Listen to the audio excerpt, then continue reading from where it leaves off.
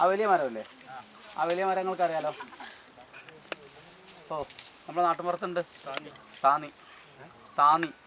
താന്നിക്ക് വേറെ പ്രത്യേകത ഉണ്ട്. നമ്മളെ ആളുകൾക്ക് ഒരു മരത്തിന് കുറച്ച് മനുഷ്യന് ബുദ്ധിമുട്ടുണ്ടാക്കുന്ന മരമുണ്ട്, ചേര് പൊള്ളൂലേ? ചേര് പൊള്ളുമ്പോൾ താന്നിയുടെ ഇലയോ അതിൻ്റെ തോലൊക്കെ കരിച്ചിട്ടാണ് വെക്കുക, അതിൻ്റെ പ്രതിവിധിയായിട്ട്. പിന്നെ താന്നിക്ക, നെല്ലിക്ക, കടുക്ക, ത്രിഫലങ്ങൾ എന്ന് പറഞ്ഞിട്ട് ഒരു കൂട്ടുണ്ട്. പല അസുഖങ്ങൾക്കും വൈദ്യന്മാർ മരുന്നാക്കി തരുന്നതാണ് ത്രിഫല. നെല്ലിക്ക, താന്നിക്ക, കടുക്ക. നെല്ലിക്കയും ഇവിടെ ഉണ്ട്, താന്നി ഇവിടെ ഉണ്ട്, കടുക്ക ഇവിടെ കാണുന്നില്ല. അപ്പോൾ താന്നി എന്ന് പറഞ്ഞാൽ ഇതാണ് കടുക്കാരൻ്റെ മരമാണ്. കടുക്കൻ്റെ വള്ളം കൊടുപ്പിക്കണം എന്ന് പറയും. കിടക്കുന്ന കടക്കല്ല, കടുക്ക. ആ കല്ലുമ്മക്കായി, ആ കടുക്ക. പക്ഷെ ആദ്യമായിട്ട് മനുഷ്യൻ വസ്ത്രം ഉണ്ടാക്കുന്നത് കോട്ടൺ കൊണ്ടോ ഈ പട്ടുനൂൽ കൊണ്ടോ ആണ്. പട്ട് എങ്ങനെയാണ് കിട്ടുന്നത്? പട്ടുനൂൽ പുഴുവാണ്. അതാണ് ഈ മോത്ത് എന്ന് പറഞ്ഞതൊക്കെ. മോത്ത് കുടുംബക്കാരൻ തന്നെയാണ് അവർ. നിശാശലഭമാണ് പട്ടുനൂൽ പുഴുവിൻ്റെ ലാർവ ഒക്കെ നിശാശലഭത്ത് പെട്ടാണ്. അത് വിരിഞ്ഞിറങ്ങിയാലും നിശാശലഭമായിരിക്കും, ചിത്രശലഭമായാലും നിശാശലഭമായാലും പുഴുക്കാലം കഴിഞ്ഞാൽ പിന്നെ ഇങ്ങനെ സുഷുപ്തിയിലേക്ക് പോകും. ചിലപ്പോൾ ഇലയിലെ തളിരിലായിരിക്കും, താഴ്ഭാഗത്തായിരിക്കും, കമ്പിലായിരിക്കും, നിലത്തായിരിക്കും, വേറെ എവിടെയെങ്കിലും ആയിരിക്കും, ചിലപ്പോൾ ചുമരിലായിരിക്കും. വീടിൻ്റെ ചുമരിലൊക്കെ പുഴുക്കൾ കയറി വരുമല്ലോ. അത് ഈ പറയുന്ന ഏതെങ്കിലും അർത്ഥത്തിൽ എവിടെയെങ്കിലും കൂടണം. അങ്ങനെ കുറഞ്ഞ കാലം സുഷുപ്തിയിൽ കിടക്കുമല്ലോ. ആ സുഷുപ്തിയിൽ കിടക്കുന്ന സമയത്ത് നമ്മൾ അതിനെ പലപ്പോഴും ഉപയോഗിക്കുന്നുണ്ട് പല ആവശ്യങ്ങൾക്കും. അതിൽ ഏറ്റവും പ്രസിദ്ധമായിട്ട് ഉപയോഗിക്കുന്നത് പട്ടുണ്ടാക്കാൻ തന്നെയാണ്. ആ സുഷുപ്തിയിൽ അവർ കൂടുകൂട്ടി കിടക്കുന്ന സമയത്ത് അതിനെ പൊട്ടിച്ചെടുത്തിട്ട് ചുടുവെള്ളത്തിലിട്ട് നമ്മൾ കൊന്നിട്ടാണ്, ആ പുഴുവിനെ കൊന്നിട്ടാണ് എന്തെടുക്കുന്നത്, അതിൻ്റെ നൂല് പൊട്ടിച്ചെടുക്കുന്നത്. അതാണ് നിങ്ങളിടുന്ന പട്ട് എന്ന് പറഞ്ഞത്. അപ്പോൾ പട്ട് അങ്ങനെ ഒരു സാധു പരിപാടിയൊന്നുമല്ല. പട്ട് ഉപയോഗിക്കുമ്പോൾ കുറച്ചൊക്കെ അതിൻ്റെ പിന്നിലൊരു ജീവത്യാഗം ആരുടെയൊക്കെ ഉണ്ട് എന്നുള്ളതാണ്. അപ്പോൾ ആ ചെടികൾ, വൈവിധ്യമാർന്ന ചെടികളുണ്ടെങ്കിലേ എന്തുണ്ടാവുള്ളൂ? പുഴുക്കളും പൂമ്പാറ്റകളൊക്കെ ഉണ്ടാവുള്ളൂ. അപ്പോൾ പുഴുക്കളും പൂമ്പാറ്റകളൊക്കെ പാറി നടന്ന് ഭൂമിയിൽ ഉണ്ടാവണമെങ്കിൽ ചെടികൾ വൈവിധ്യമാകണം. അല്ലാതെ പൂന്തേനെ കുടിക്കാൻ മാത്രമല്ല അവർ നടക്കുന്നത്, മുട്ടയിടലാണല്ലോ. അല്ല, ഏത് ജീവിൻ്റെയും സന്താനോൽപാദന പ്രക്രിയ നടക്കണം. അതിനെന്ത് വേണം? വൈവിധ്യമാർന്ന ചെടികൾ വേണം. അപ്പോൾ വ്യത്യസ്തമായ ചെടിക്ക്, ഓരോ ചെടിക്കും ഓരോ പ്രാധാന്യം നമ്മൾ കൽപ്പിക്കണം. അപ്പോൾ ഈ ചെടിക്ക് ഇവിടെ ഒരു പ്രാധാന്യം നമ്മളൊന്നും കൽപ്പിച്ചില്ലെങ്കിലും നമ്മൾ അറിയാം, ഈ പറയുന്ന ഒരുത്തൻ അവിടെ ഈ ചെടിയെ ആശ്രയിച്ച് നിൽക്കുന്നുണ്ടായിരുന്നു. കൃഷിയിടത്തിലിറങ്ങി നശിപ്പിക്കുന്ന ഒരു ആന ഇവിടെ ഇല്ല. വയനാട്ടിലെ ആനകളിൽ ഇത് പൊതുവെ സൈലൻ്റാണ്. ഈ ഭാഗത്ത് ആനകളൊക്കെ എന്ന് വെച്ചാൽ ബിഹേവിയറൽ ചേഞ്ചസ് ഉണ്ട്. ആനക്ക് മുത്തങ്ങയിലൊക്കെ വലിയ സംഘർഷത്തിൽ ഏർപ്പെടുന്നുണ്ട്. അതുപോലെ വടക്കനാട് കൊമ്പനൊക്കെ നടക്കുന്ന സ്ഥലങ്ങളിലൊക്കെ, അതായത് ചില ഭാഗങ്ങളിൽ സംഘർഷമാണ്. ഇവിടെ പൊതുവായിട്ട് ശാന്തമാണ്. അതുകൊണ്ട് വേറെ ആർക്കും പ്രശ്നങ്ങളൊന്നുമില്ല. വൈച്ചീക്കടല്ല ഇപ്പം പറയാം എന്ന് വെച്ചാൽ നമ്മളെ ഒരു നമ്മൾ ചെറിയൊരു തത്ത പോലെ ഇരിക്കുന്ന ചെറിയൊരു കിളി, പപ്പായ തിന്നാൻ വരും. ഫസ്റ്റ് പപ്പായ പോലത്തെ അവനാണ് ഓട്ടാക്കുക, വായത്തത്ത. അതാ ആ പക്ഷി വളർത്തുന്നതാ ഷിഫ്റ്റ് അല്ലേ? ഷാലോസാണ്. ഈ ഷാലോസ് ഇവിടെ കുറേ പറക്കും. ഷാലോസ് എന്ന് പറഞ്ഞാൽ ശരപ്പക്ഷികൾ മലയാളത്തിൽ. വാലിൻ്റെ ഭാഗം ഇങ്ങനെ കൂർത്തിട്ട് പറന്ന് പോകുന്നുണ്ടല്ലേ. ഷിഫ്റ്റും ഉണ്ട്, ഷാലോസും ഉണ്ട്. അപ്പോൾ നമ്മൾ കുറേ ബേർഡ്സിനെ എന്തിനാണ് ഐഡൻറ്റിഫൈ ചെയ്യണമെന്ന് വെച്ചാൽ, നേരത്തെ പറഞ്ഞ പോലെ ചുറ്റുപാടുള്ളതിനൊക്കെ നമുക്കൊരു ധാരണയോട് കൂടി പഠിച്ചിരിക്കണം. അപ്പോൾ ഈ ഉറുമ്പും ഒരു പക്ഷിയും തമ്മിൽ ബന്ധമുണ്ട്. റൂഫസ് വുഡ് പെക്കർ എന്ന് പറഞ്ഞൊരു ബേർഡ് ഉണ്ട്. ഇന്ന് ചിലപ്പോൾ നമ്മൾ കണ്ടേക്കാം കുറേ വുഡ് പെക്കേഴ്സ് ഉണ്ട്. മരംകൊത്തികളില്ലേ, മരംകൊത്തികൾ പല പല പല മരംകൊത്തികളുണ്ട്. ഇതിൽ അതാ ഒരു പക്ഷി ഓർക്കുന്നുണ്ടോ? ഏതോ വൈറ്റ് ചിക്കനാണോ വൈറ്റ് റംബഡാണോ? Red whisked. തലയിൽ കൊമ്പുള്ളത്. ഇപ്പോൾ നമ്മൾ ഏറ്റവും കൂടുതൽ നമ്മളെ വീടിൻ്റെ പരിസരത്തൊക്കെ വന്നിട്ട് വീടിൻ്റെ ചെടിയൊക്കെ നട്ടാൽ ചെറിയ ബുഷൊക്കെ ഉണ്ട്, അതിനുള്ളിൽ കൂടും. അതിൽ വീടിൻ്റെ സൺഷെയ്ഡിൻ്റെ സൈഡിലൊക്കെ എന്ത് തൂക്കിയിട്ട് അവിടെ വന്ന് കൂടും. ഇത് ഇപ്പം മനുഷ്യന്മാർക്ക് ഇടയിൽ താമസിക്കാൻ തുടങ്ങിയ പക്ഷിയാണ്. അപ്പോൾ പറഞ്ഞത് ഇവന്മാർ വയനാട്ടിൽ പെരുകിയിട്ടുണ്ട്.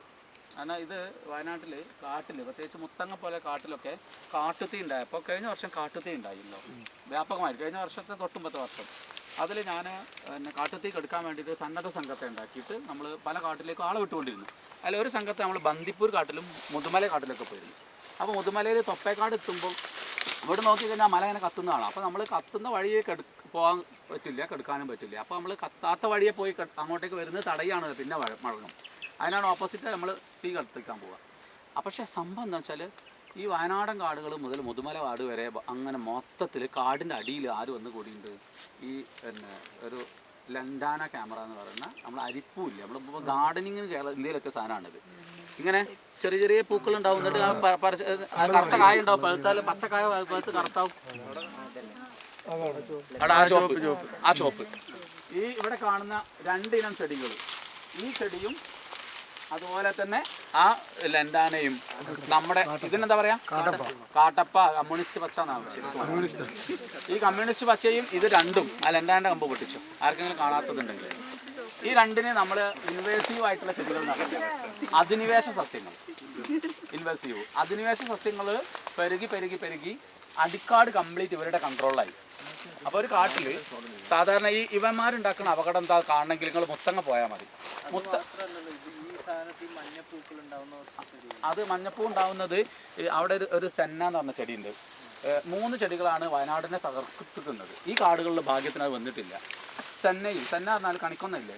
നമ്മൾ വയനാട്ടിൽ പോകുമ്പോൾ അങ്ങോട്ട് കൽപ്പറ്റയിൽ നിന്ന് അങ്ങനെ നേരെ അങ്ങോട്ട് പോകുമ്പോൾ നമ്മൾ കർണാടക മൈസൂരൊക്കെ പോകുമ്പോൾ കാട്ടിൽ കണിക്കൊന്ന നിറയെ പൂത്തുകൾ കാണാം. കണിക്കൊന്നല്ല, അത് സെന്നയാണ്. ഇവന്മാരുടെ ഇല വീണിട്ട് വേറെ ചെടി ഉണ്ടാവില്ല.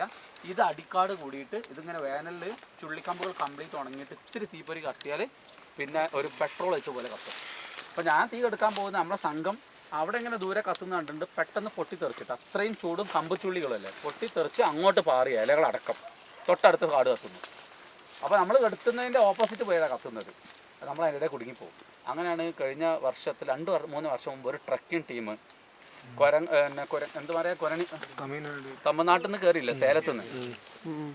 നമ്മൾ പറയും, പലരും പറയുന്നത് കേട്ടിട്ടുണ്ട്, കാട്ടുതീ വരുമ്പോൾ നമുക്ക് ഇതിലങ്ങൾ പാഞ്ഞാൽ പോരെ, ഓടിയാൽ പോരെ, ആ പൊട്ടന്മാർ എവിടെ നോക്കിക്കുന്നതിനൊക്കെ പറയും. പക്ഷെ അവിടെ കത്തിയത് നമ്മൾ ഇങ്ങോട്ട് ഓടുമ്പോൾ ഇവിടെയും കത്തി ഉണ്ടാവും, പാറി പിടിക്കുക. അപ്പോൾ കാട്ടുതീയുള്ള സമയത്ത് ഒരിക്കലും കാട്ടിൽ കയറാൻ പാടില്ല. ഈ ചെടിയുടെ കാര്യം തന്നെ പറഞ്ഞിട്ട് അവസാനിപ്പോൾ. അപ്പോൾ പറഞ്ഞ പക്ഷി ഇവന് നമ്മൾ നല്ല ബന്ധമുണ്ട്. ഇപ്പോൾ ഇരട്ടി തലച്ചുപുള്ളില്ല, അപ്പോൾ നല്ല വിത്ത് വിതരണക്കാരനാണ്.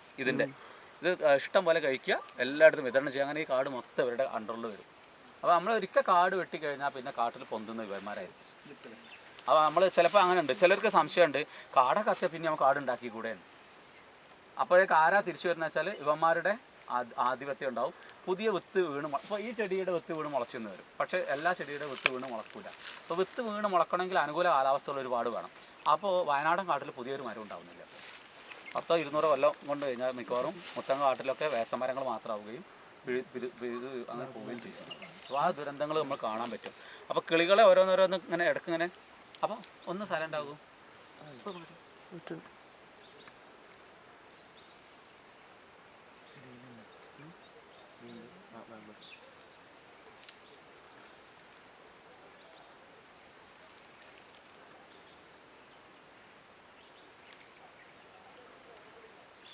ചെറിയ ചെറിയ ശബ്ദങ്ങളൊക്കെ കേൾക്കുന്നത് അല്ലേ. രാവിലെയാണ് കൂടുതൽ ആക്ടിവിറ്റി ഉണ്ടാവുക, രാവിലെ ആയിരിക്കും.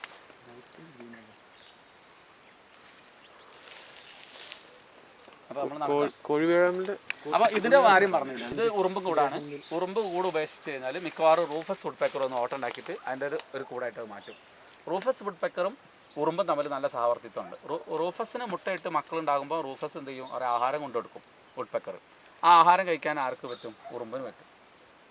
അപ്പോൾ ഉറുമ്പ് അങ്ങോട്ട് കൂട് കൊടുക്കുന്നു, ഉറുമ്പിൻ്റെ മക്കൾക്ക് ആഹാരം ഇവൻ കൊണ്ടു കൊടുക്കുന്നു. ഇതിന് പരസ്പര സഹവർത്തിത്വത്തിന് ഒരുപാട് ഉദാഹരണങ്ങൾ പ്രകൃതി കാണാൻ പറ്റും. ബോട്ടണിയിൽ. അപ്പോൾ ഇതൊരു നല്ല പിന്നെ ഒരുപാട് ചെറിയ ചെറിയ കാര്യങ്ങൾ നമുക്ക് അങ്ങനെ കാണാൻ പറ്റും. അപ്പോൾ ഇത് മനുഷ്യൻ ഒരു കാലത്ത് കാട് വെട്ടിയിട്ട് പറങ്കിമാ കൃഷി നടത്തി വെച്ചതാണ്. ഉണ്ടായതുകൊണ്ടാണ് ചെമ്പ്ര മൊത്തത്തിൽ ചെമ്പ്രയ്ക്ക് കയറി പോകുന്ന വഴി മൊത്തം ഈ മരമാണ്. വയനാട്ടിൽ ഇതിൻ്റെ ഇലക്കൊരു പ്രത്യേകത ഉണ്ട് കേട്ടോ. ഇതിൻ്റെ പച്ച പിന്നെ മൂത്ത ഇല പച്ച ആണെങ്കിൽ തളിരിലെപ്പോഴും ഒരു പിങ്ക് കളറായിരിക്കും. അപ്പോൾ പിങ്ക് തളിരിലകൾ സമൃദ്ധമായിട്ട് ഇങ്ങനെ മേലാപ്പിട്ടിട്ട് നിൽക്കും. മുകളിൽ നിന്ന് താഴേക്ക് നോക്കുമ്പോൾ അതിൻ്റെ ഭംഗിയാണ്. ഈ മരം മോൾ ഭാഗം മൊത്തം പിങ്ക് ആയിരിക്കും ചില സീസണിൽ, താഴെ എത്തുമ്പോൾ പച്ച കളർ. അപ്പോൾ അങ്ങനെ കാട്ടിൽ മൊത്തത്തിൽ പിങ്ക് കളറിൽ ചില പടങ്ങളൊക്കെ നല്ല രസത്തിൽ കാണില്ലേ, നമ്മുടെ പിങ്കിന് നിറഞ്ഞു നിൽക്കുന്ന. ഇവന്മാരുടെ കാടാണെങ്കിൽ നല്ല ഹരത്തിൽ നിൽക്കും പിങ്ക്.